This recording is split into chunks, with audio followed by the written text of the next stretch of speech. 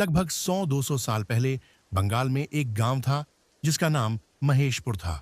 उस गांव के जंगल के बीचों बीच एक पुरानी हवेली हुआ करती थी। एक दिन अमावस्या की काली और अंधेरी रात में 2 से 3 लोग बारिश से बचने के लिए गलती से उस घर में चले गए और कभी वापस नहीं आए। आखिर क्या हुआ था उनके साथ और कौन सा कारण था कि वो वापस नहीं आए? फिर कुछ साल बाद एक रात राजप्रिया और सीमा ने उस हॉन्टेड घर को एक्सप्लोर करने का फैसला किया। अंधेरा घना था और हवा में एक अजीब सा खौफ था। तीनों ने अपने हाथ में टॉर्च ले रखी थी और दिल में साहस। जब वो लोग घर के अंदर गया तो उन्होंने देखा कि सब कुछ पुराना और जला हुआ था। दीवारों पर पुरानी तस्वीर थी और फर्श पर जंगल उगाई थी। राज ने कहा, कुछ अजीब सा आवाज आ रही है। प्रिया और सीमा ने भी सुनने की कोशिश की पर उन्हें कुछ ज्यादा सुनाई नहीं दिया। कुछ देर बाद उन्होंने एक पुराना संदूक देखा। सीमा ने कहा, चलो इसे खोलते हैं, शायद इसमें कुछ राज हो।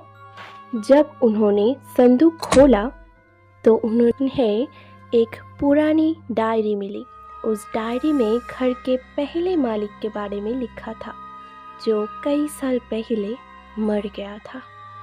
लेकिन डायरी के आखिरी पन्ने पर लिखा था कि वापस आऊँगा। डायरी पढ़ते ही एक तेज हवा चलने लगी और सभी दरवाजे जोर से बंद हो गए। राज ने कहा, हमें यहाँ से निकलना होगा।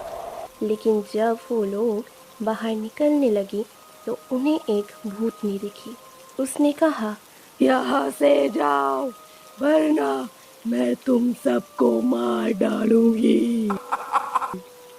तीनों बहुत डर गया लेकिन उन्होंने अपनी हिम्मत नहीं छोड़ी।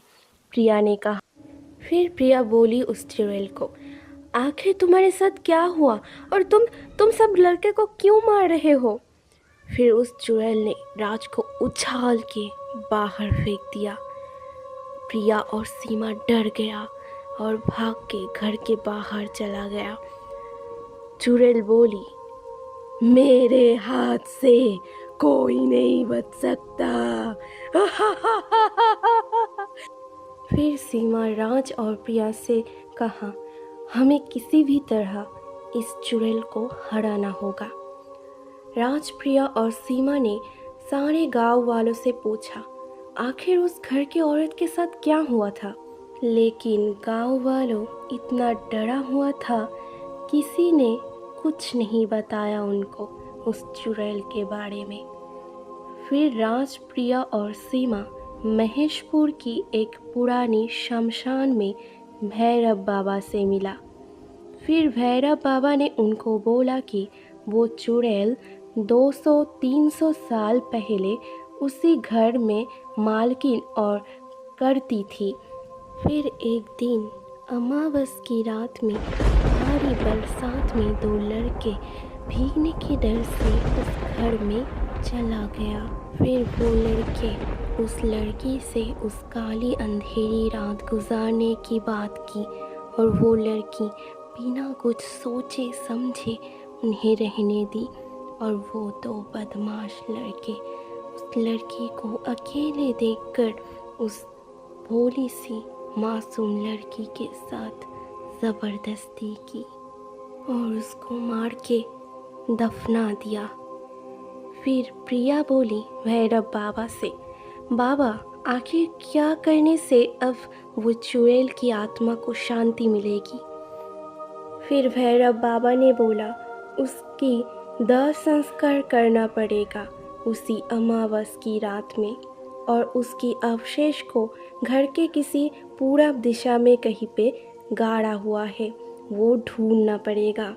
फिर राज, प्रिया और सीमा ने बड़ी चतुराई से अगले अमावस की रात को उसी घर में चला गया।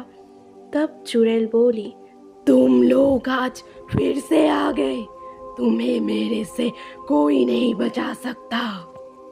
फिर राजप्रिया और सीमा पर उस चुड़ैल ने हमला कर दिया।